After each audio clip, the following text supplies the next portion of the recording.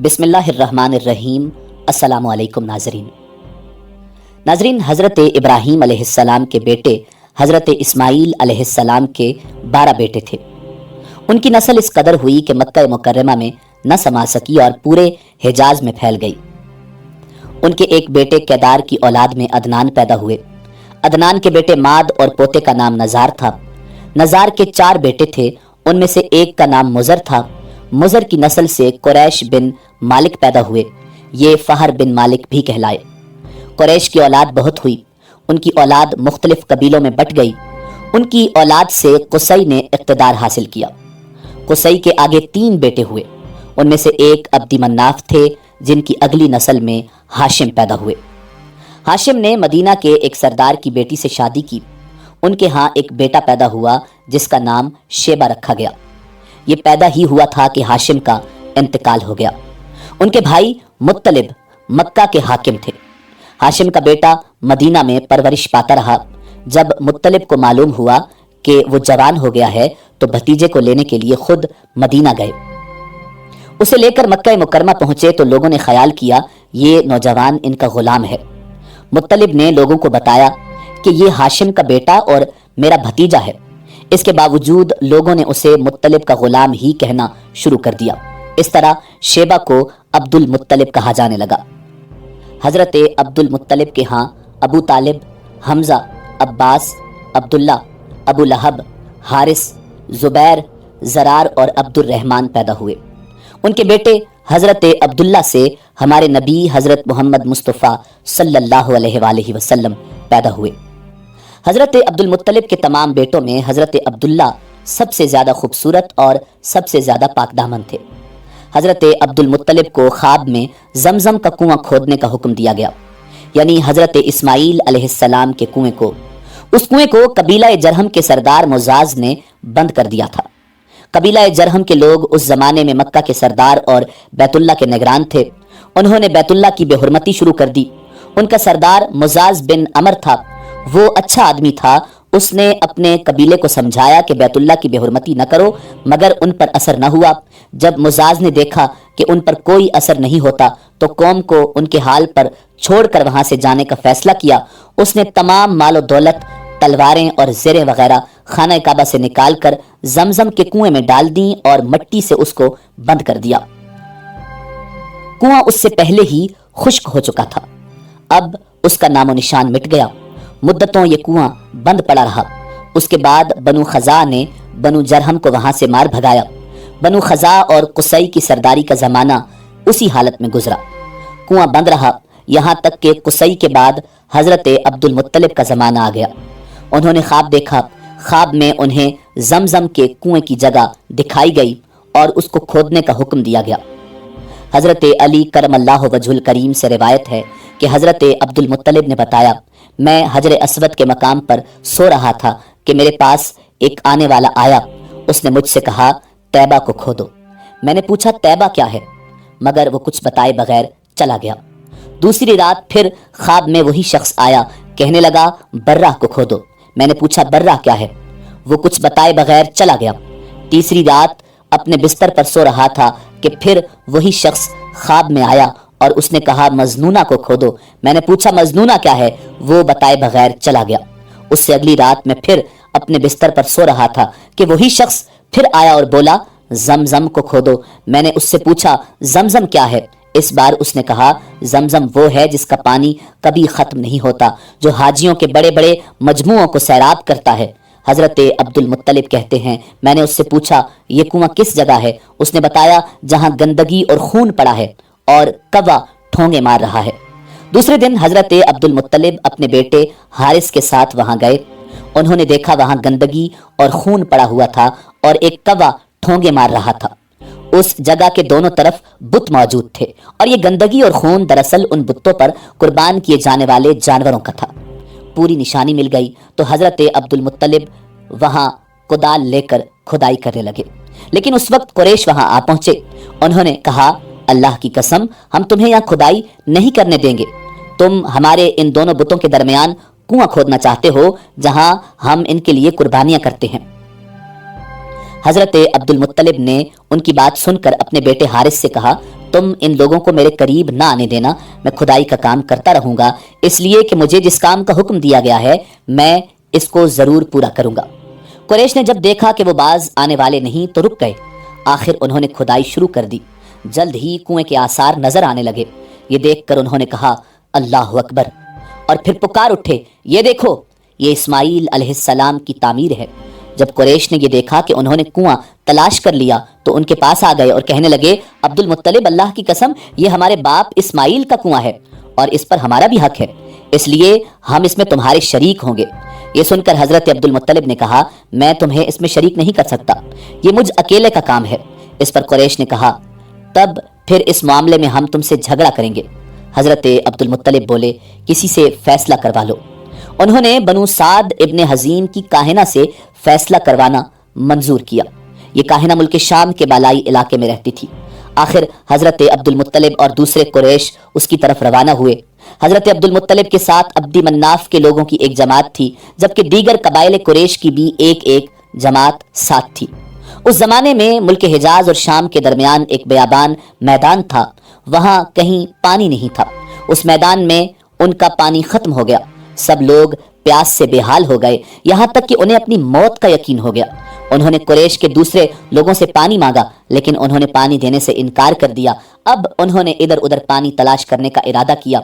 हजरत अब्दुल मुत्तलिब उठकर अपनी सवारी के पास आए। जो ही उनकी सवारी उठी, उसके पांव के नीचे से पानी का चश्मा उबल पड़ा। उन्होंने पानी को देखकर अल्लाह अकबर का नारा लगाया।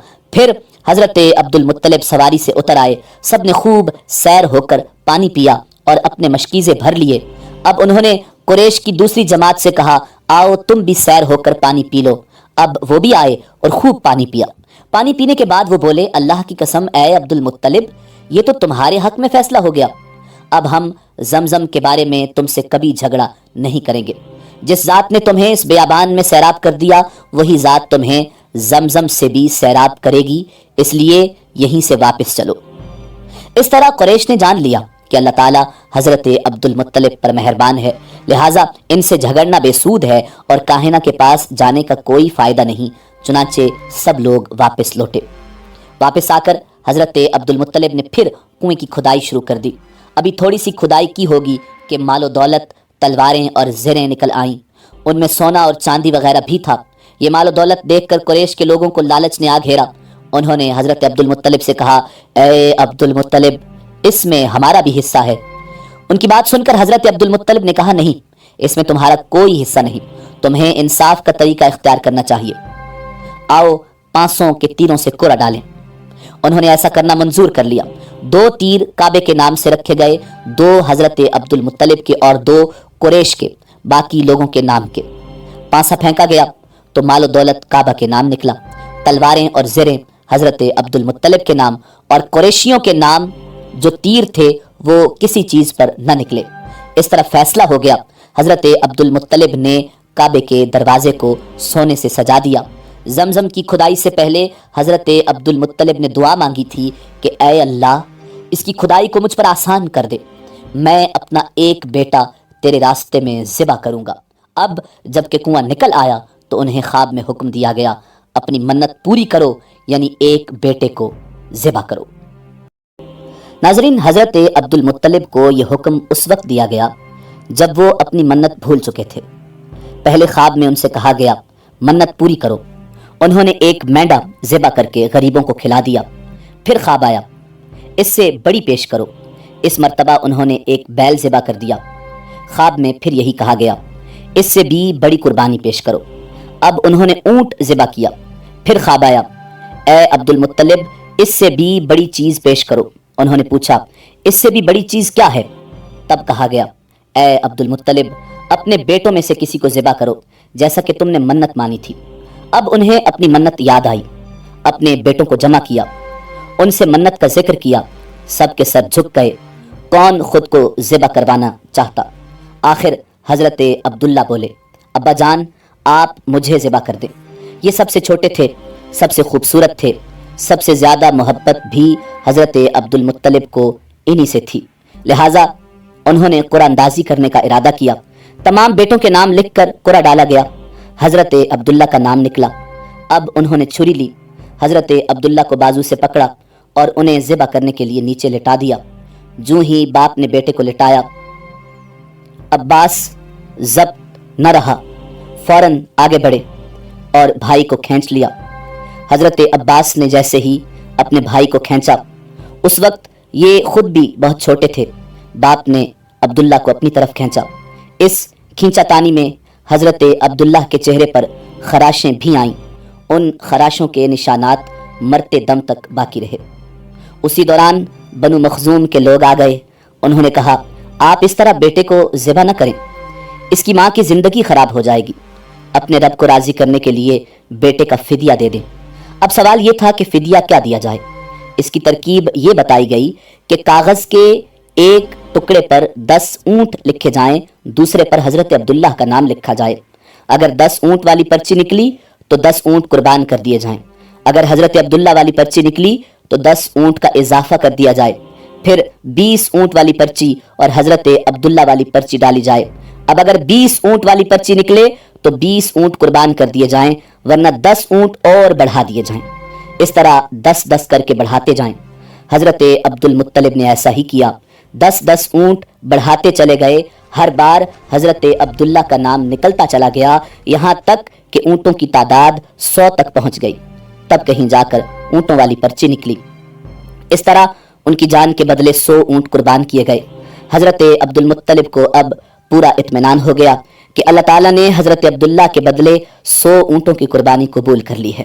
انہوں نے کعبے کے پاس 100 اونٹ قربان کیے اور کسی کو کھانے سے نہ روکا۔ سب انسانوں، جانوروں اور پرندوں نے ان اونٹوں کو کھایا۔ حضرت عبد المطلب پہلے آدمی ہیں جنہوں نے آدمی کی جان کی قیمت 100 اونٹ دینے کا طریقہ شروع کیا۔ اس سے پہلے 10 اونٹ دیے جاتے تھے۔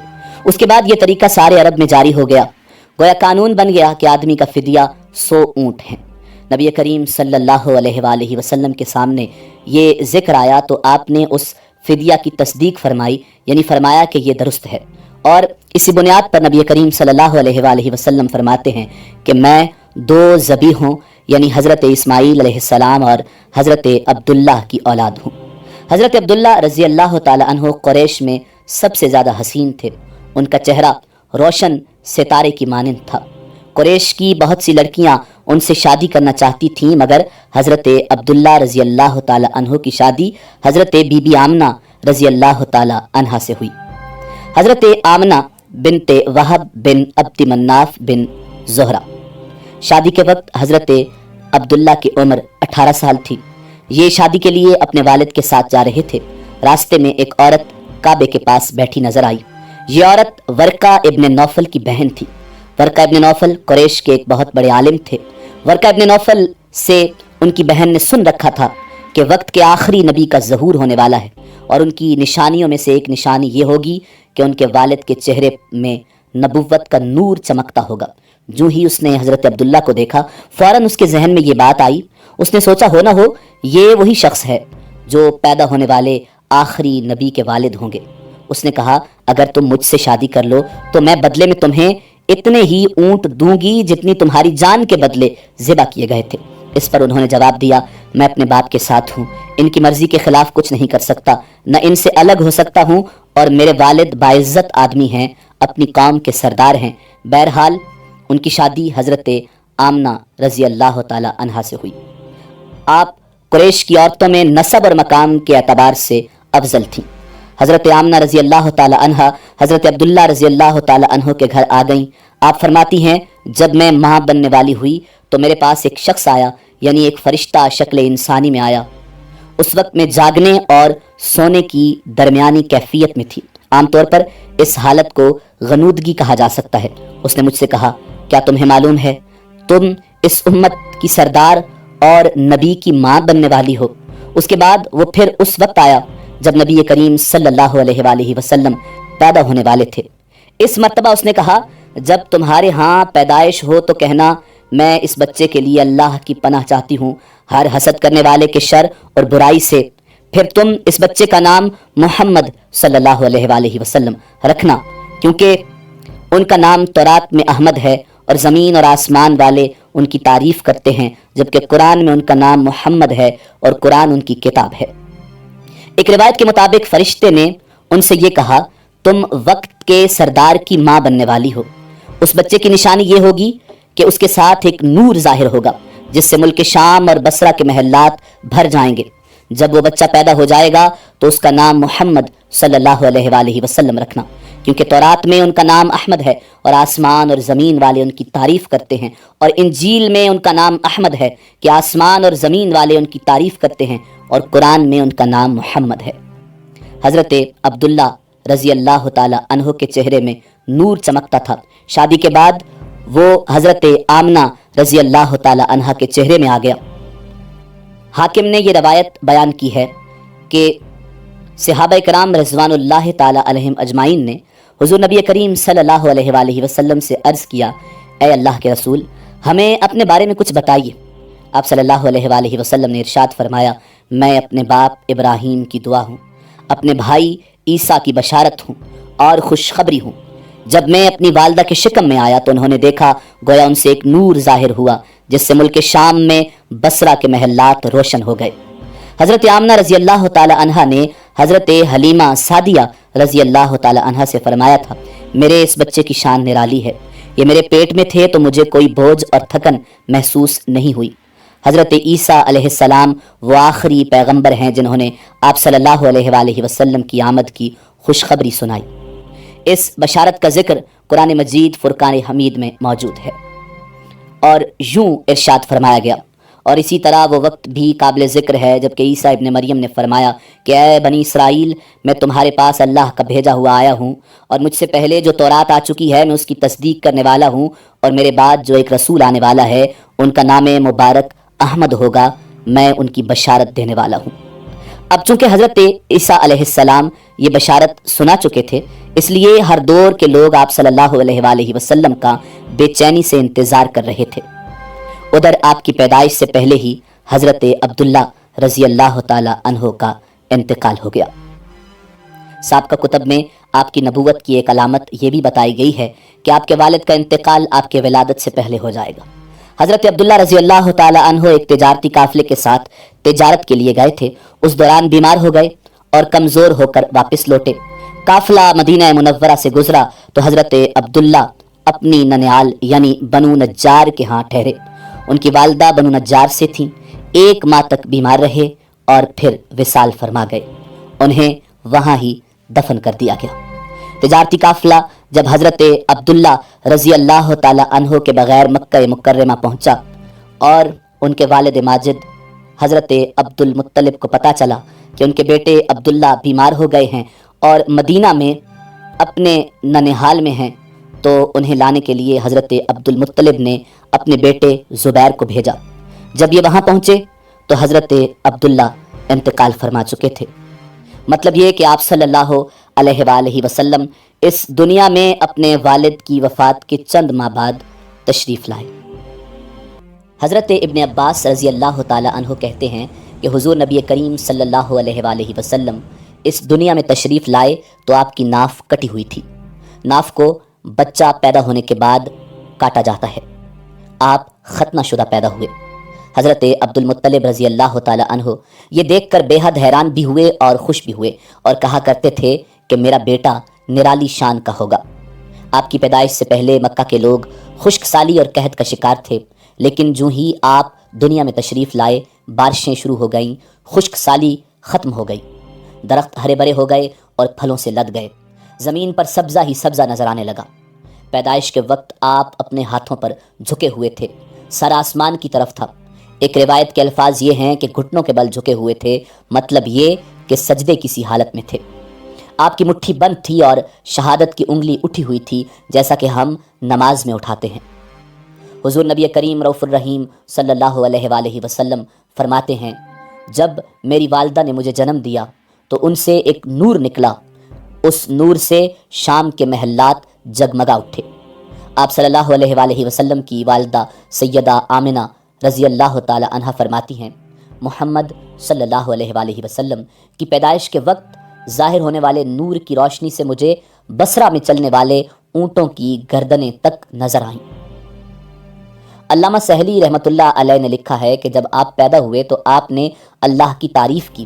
ایک روایت میں یہ الفاظ آئے ہیں، اللہ اکبر کبیرہ والحمد للہ کثیرہ وسبحان اللہ بکرۃ واصیلا۔ اللہ تعالیٰ سب سے بڑا ہے، اللہ تعالیٰ کی بے حد تعریف ہے، اور میں صبح و شام اللہ کی پاکی بیان کرتا ہوں۔ آپ کی ولادت کس دن ہوئی، اس بات پر سب کا اتفاق ہے کہ وہ پیر کا دن تھا۔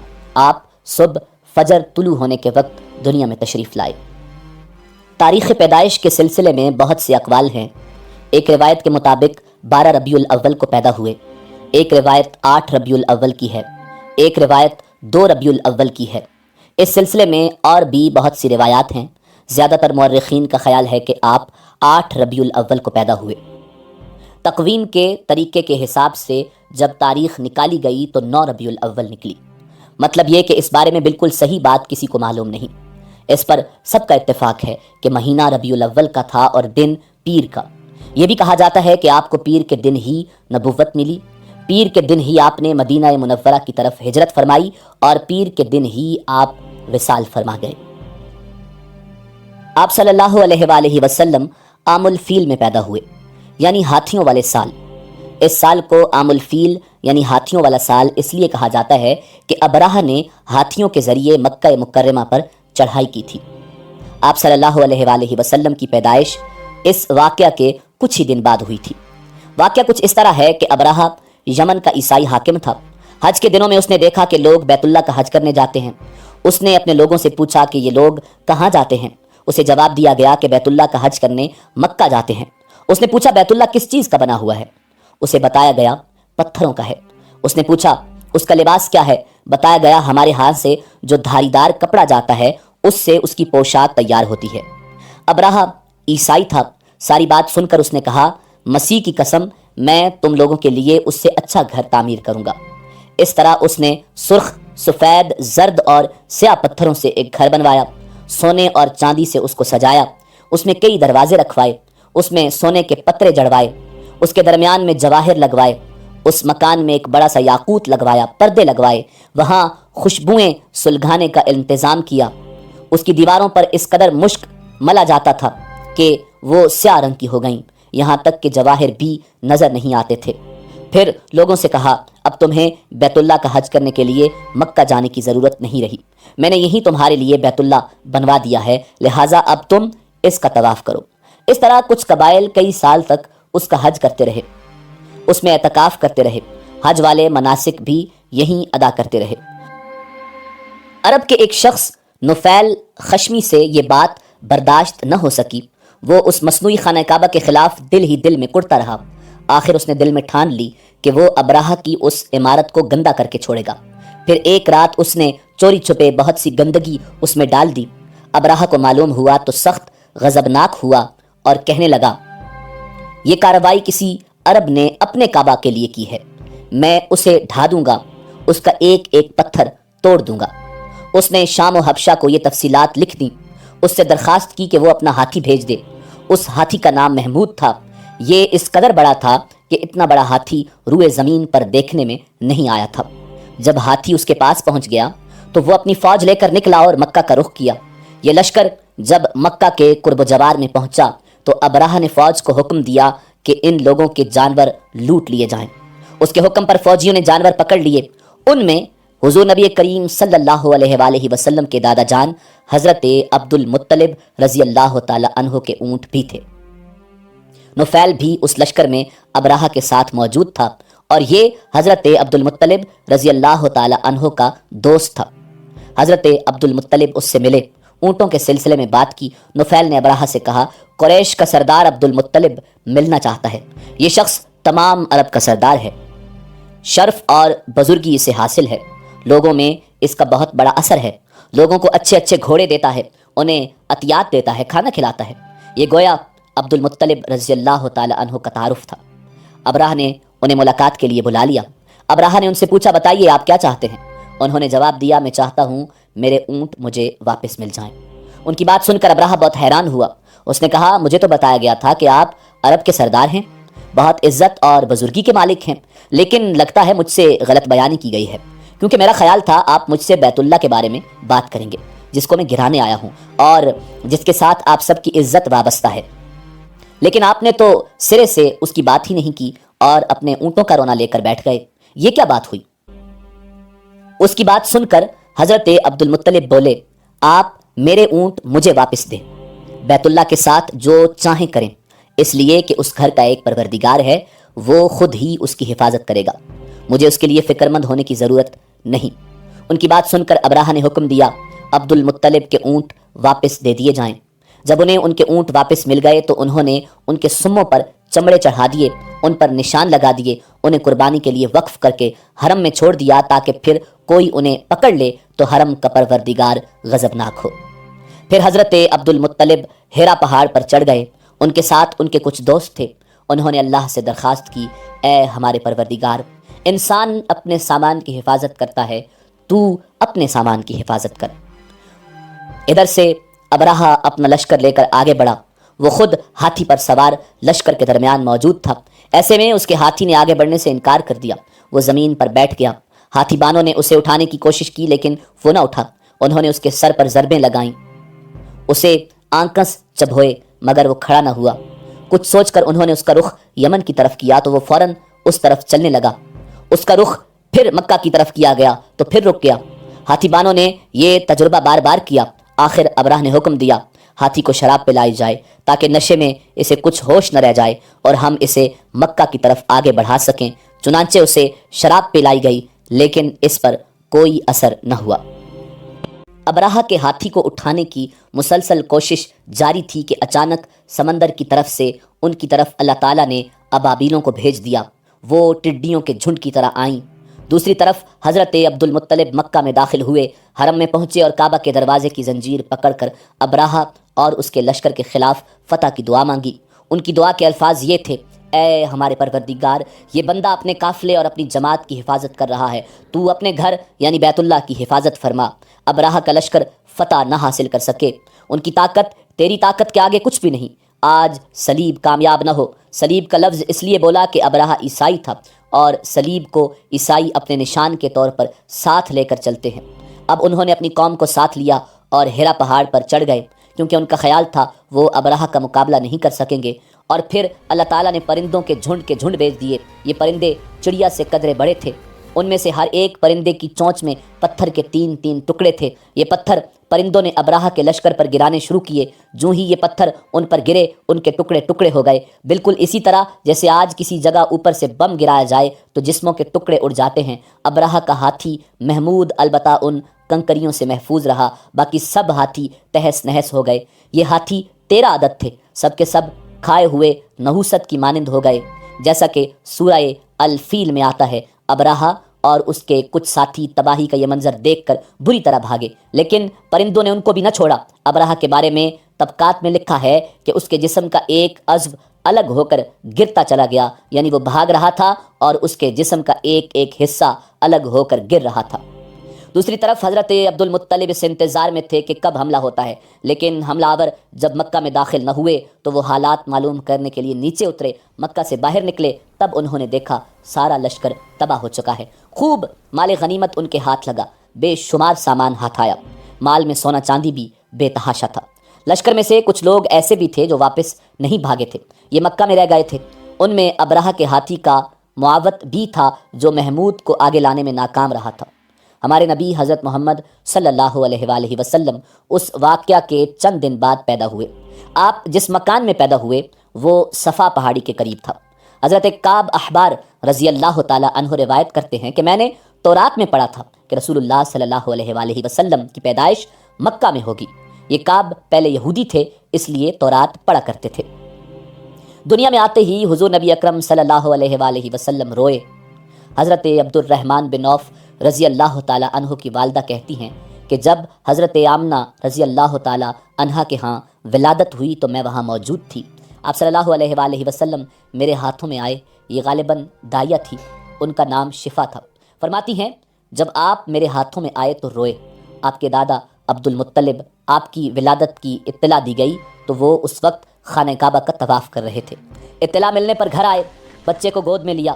اس وقت آپ کی والدہ نے ان سے کہا، یہ بچہ عجیب ہے، سجدے کی حالت میں پیدا ہوا ہے، یعنی پیدا ہوتے ہی اس نے پہلے سجدہ کیا، پھر سجدے سے سر اٹھا کر انگلی آسمان کی طرف اٹھائی۔ حضرت عبد المطلب نے آپ کو دیکھا، اس کے بعد آپ کو کعبہ میں لے آئے، آپ کو گود میں لیے رہے اور طواف کرتے رہے، پھر واپس لا کر حضرت آمنہ کو دیا۔ آپ کو عرب کے دستور کے مطابق ایک برتن سے ڈھانپا گیا، لیکن وہ برتن ٹوٹ کر آپ کے اوپر سے ہٹ گیا۔ اس وقت آپ اپنا انگوٹھا چوستے نظر آئے۔ اس موقع پر شیطان بری طرح چیخا۔ تاریخ اسلام کے مطابق شیطان صرف 4 مرتبہ چیخا۔ پہلی بار اس وقت جب اللہ تعالیٰ نے اسے ملعون ٹھہرایا، دوسری بار اس وقت جب اسے زمین پر اتارا گیا، تیسری بار اس وقت جب حضور نبی اکرم صلی اللہ علیہ وآلہ وسلم کی پیدائش ہوئی، اور چوتھی بار اس وقت جب نبی کریم صلی اللہ علیہ وآلہ وسلم پر سورہ فاتحہ نازل ہوئی۔ اس موقع پر حضرت حسان بن ثابت رضی اللہ تعالی عنہ کہتے ہیں، میں 8 سال کا تھا، جو کچھ دیکھتا اور سنتا تھا اس کو سمجھتا تھا۔ ایک صبح میں نے یثرب یعنی مدینہ منورہ میں ایک یہودی کو دیکھا، وہ ایک اونچے ٹیلے پر چڑھ کر چلا رہا تھا۔ لوگ اس یہودی کے گرد جمع ہو گئے اور بولے، کیا بات ہے، کیوں چیخ رہے ہو؟ یہودی نے جواب دیا، احمد کا ستارہ طلوع ہو گیا ہے اور وہ آج رات پیدا ہو گئے ہیں۔ حضرت حسان بن ثابت رضی اللہ تعالی عنہ بعد میں 60 سال کی عمر میں مسلمان ہوئے تھے۔ 120 سال کی عمر میں انہوں نے وفات پائی، گویا ایمان کی حالت میں 60 سال زندہ رہے۔ بہت اچھے شاعر تھے، نبی کریم صلی اللہ علیہ وآلہ وسلم کی اپنے اشعار میں تعریف کیا کرتے تھے اور دشمنوں کی برائی اشعار میں بیان کرتے تھے۔ غزوات کے موقع پر اشعار کے ذریعے مسلمانوں کو جوش دلاتے تھے، اسی بنیاد پر انہیں شاعر رسول کا خطاب ملا تھا۔ حضرت کعب احبار رضی اللہ تعالی عنہ فرماتے ہیں کہ میں نے تورات میں پڑھا کہ اللہ تعالیٰ نے حضرت موسیٰ علیہ السلام کو حضور نبی اکرم صلی اللہ علیہ وآلہ وسلم کی ولادت کے وقت کی خبر دے دی تھی، اور حضرت موسیٰ علیہ السلام نے اپنی قوم بنی اسرائیل کو اس کی اطلاع دے دی تھی۔ اس سلسلے میں انہوں نے فرمایا تھا، تمہارے نزدیک جو مشہور چمکدار ستارہ ہے، جب وہ حرکت میں آئے گا تو وہی وقت رسول اللہ صلی اللہ علیہ وآلہ وسلم کی پیدائش کا ہوگا۔ یہ خبر بنی اسرائیل کے علماء ایک دوسرے کو دیتے چلے آئے تھے، اور اس طرح بنی اسرائیل کو بھی حضور نبی اکرم صلی اللہ علیہ وآلہ وسلم کی ولادت کا وقت یعنی اس کی علامت معلوم تھی۔ حضرت عائشہ صدیقہ رضی اللہ تعالی عنہا سے روایت ہے کہ ایک یہودی عالم مکہ میں رہتا تھا۔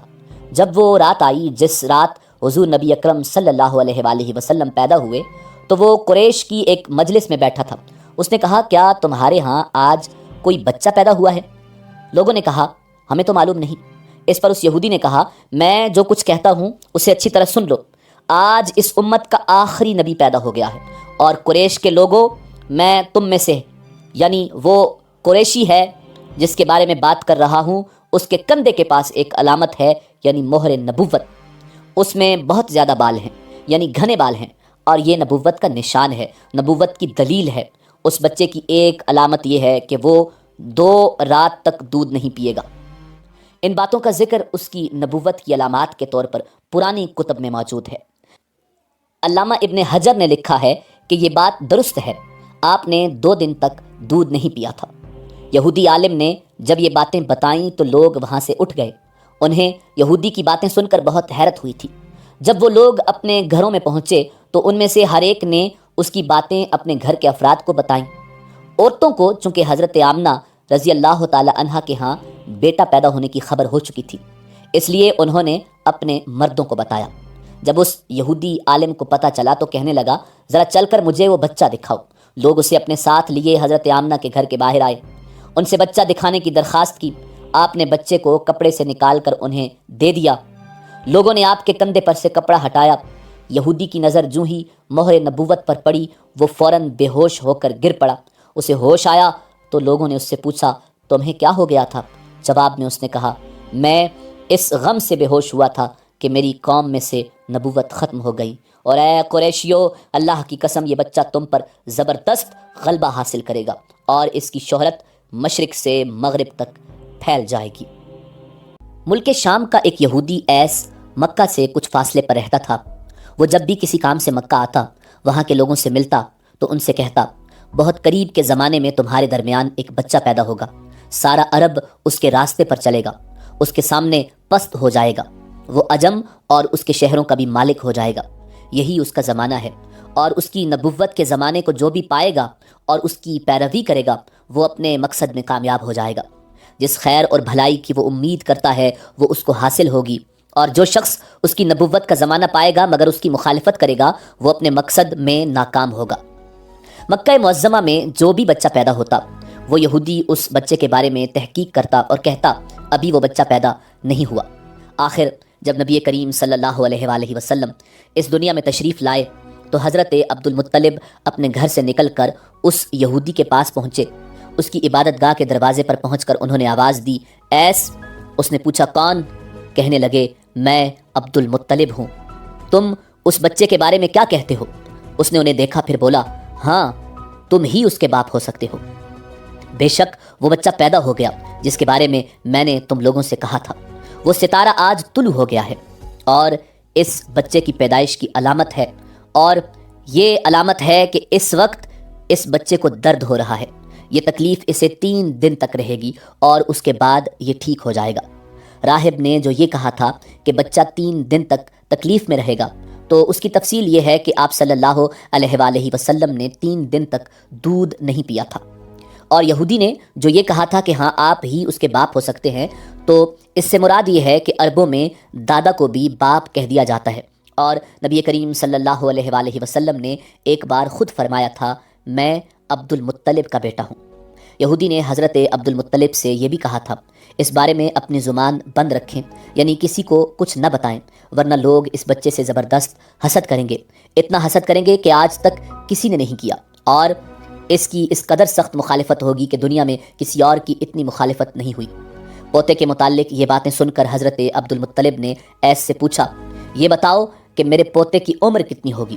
یہودی نے اس سوال کے جواب میں کہا، اس بچے کی عمر 70 سال تک نہیں ہوگی، بلکہ اس سے پہلے ہی 61 یا 63 سال کی عمر میں وصال ہو جائے گا، اور اس کی امت کی عمر بھی اتنی ہی ہوگی۔ اس کی پیدائش کے وقت دنیا کے بت ٹوٹ کر گر جائیں گے۔ یہ ساری علامات اس یہودی نے گزشتہ انبیاء کی پیشن گوئیوں سے معلوم کی تھیں اور سب بالکل سچ ثابت ہوئیں۔ قریش کے کچھ لوگ عمر بن نفیل وغیرہ ایک بت کے پاس جایا کرتے تھے۔ یہ اس رات بھی اس بت کے پاس گئے جس رات آپ صلی اللہ علیہ وآلہ وسلم کی پیدائش ہوئی۔ انہوں نے دیکھا وہ بت اوندے منہ گرا پڑا ہے۔ ان لوگوں کو یہ بات بری لگی، انہوں نے اس کو اٹھایا، سیدھا کر دیا، مگر وہ پھر گر گیا۔ انہوں نے پھر اس کو سیدھا کیا، وہ پھر الٹا ہو گیا۔ ان لوگوں کو بہت حیرت ہوئی، یہ بات بہت عجیب لگی۔ تب اس بت سے آواز نکلی، یہ ایک ایسے بچے کی پیدائش کی خبر ہے جس کے نور سے مشرق اور مغرب میں تمام زمین کے گوشے منور ہو گئے ہیں۔ بت سے نکلنے والی آواز نے انہیں اور زیادہ حیرت زدہ کر دیا۔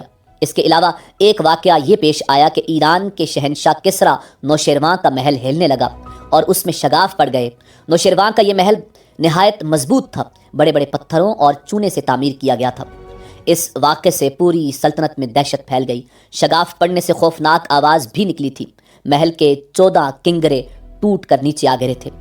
آپ صلی اللہ علیہ وآلہ وسلم کی پیدائش پر ایک واقعہ یہ پیش آیا کہ فارس کے تمام آتش کدوں کی آگ بجھ گئی جس کی وہ پوجا کیا کرتے تھے اور اس کو بجھنے نہیں دیتے تھے، لیکن اس رات ایک ہی وقت میں تمام کے تمام آتش کدوں کی آگ آنن فانن بجھ گئی۔ آگ کے پوجنے والوں میں رونا پیٹنا مچ گیا۔ کسریٰ کو یہ تمام اطلاعات ملیں تو اس نے ایک کاہن کو بلایا۔ اس نے اپنے محل میں شگاف پڑنے اور آتش کدوں کی آگ بجھنے کے واقعات اسے سنا کر پوچھا، آخر ایسا کیوں ہو رہا ہے؟ وہ کاہن خود تو جواب نہ دے سکا، تاہم اس نے کہا، ان سوالات کے جوابات میرا ماموں دے سکتا ہے، اس کا نام سطیح ہے۔ نوشیروان نے کہا، ٹھیک ہے، تم جا کر ان سوالات کے جوابات لاؤ۔ وہ گیا، سطیح سے ملا، اسے یہ واقعات سنائے۔ اس نے سن کر کہا، ایک عصا والے نبی ظاہر ہوں گے جو عرب اور شام پر چھا جائیں گے، اور جو کچھ ہونے والا ہے ہو کر رہے گا۔ اس نے یہ جواب کسریٰ کو بتایا۔ اس وقت کسریٰ نے دوسرے کاہنوں سے بھی معلومات حاصل کر لی تھیں، چنانچہ یہ سن کر اس نے کہا، تب پھر ابھی وہ وقت آنے میں دیر ہے، یعنی ان کا غلبہ میرے بعد ہوگا۔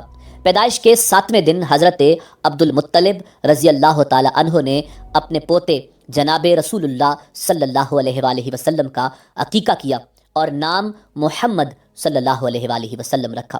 عربوں میں اس سے پہلے یہ نام کسی کا نہیں تھا۔ قریش کو یہ نام عجیب سا لگا۔ کچھ لوگوں نے حضرت عبد المطلب سے کہا، اے عبد المطلب، کیا وجہ ہے کہ تم نے اس بچے کا نام اس کے باپ دادا کے نام پر نہیں رکھا بلکہ محمد رکھا ہے، اور یہ نام نہ تمہارے باپ دادا میں کسی کا ہے نہ تمہاری قوم میں کسی کا ہے؟ حضرت عبد المطلب رضی اللہ تعالی عنہ نے انہیں جواب دیا، میری تمنا ہے کہ آسمانوں میں اللہ تعالیٰ اس بچے کی تعریف فرمائیں اور زمین پر لوگ اس کی تعریف کریں۔ محمد کے معنی ہیں جس کی بہت زیادہ تعریف کی جائے۔ اسی طرح والدہ کی طرف سے آپ کا نام احمد رکھا گیا۔ احمد نام بھی اس سے پہلے کسی کا نہیں رکھا گیا تھا۔ مطلب یہ کہ ان دونوں ناموں کی اللہ تعالیٰ نے حفاظت کی اور کوئی بھی یہ نام نہ رکھ سکا۔ احمد کا مطلب ہے سب سے زیادہ تعریف کرنے والا۔ آپ احمد پہلے ہیں اور محمد بعد میں، یعنی آپ کی تعریف دوسروں نے بعد میں کی، اس سے پہلے آپ کی یہ شان ہے کہ آپ اللہ تعالیٰ کی سب سے زیادہ حمد و ثنا کرنے والے ہیں۔ اپنی والدہ کے بعد آپ نے سب سے پہلے صوبیہ کا دودھ پیا۔ صوبیہ نبی کریم صلی اللہ علیہ وآلہ وسلم کے چچا ابو لہب کی باندی تھی۔ ان کو ابو لہب نے آپ صلی اللہ علیہ وآلہ وسلم کی پیدائش کی خوشی میں آزاد کر دیا تھا۔ صوبیہ نے آپ کو چند دن تک دودھ پلایا۔ انہی دنوں صوبیہ کے ہاں اپنا بیٹا پیدا ہوا تھا۔ آپ کی والدہ نے آپ کو صرف 9 دن تک دودھ پلایا۔ ان کے بعد صوبیہ نے پلایا۔ پھر دودھ پلانے کی باری حضرت حلیمہ سعدیہ رضی اللہ تعالی عنہا کی آئی۔ ناظرین، اسی امید کے ساتھ اجازت دیجیے کہ آپ کو ہماری ویڈیو پسند آئی ہوگی۔ ملتے ہیں بہت جلد ایک نئی تاریخی، تحقیقی اور معلوماتی ویڈیو کے ساتھ۔ اللہ رب العزت آپ کا حامی و ناصر ہو۔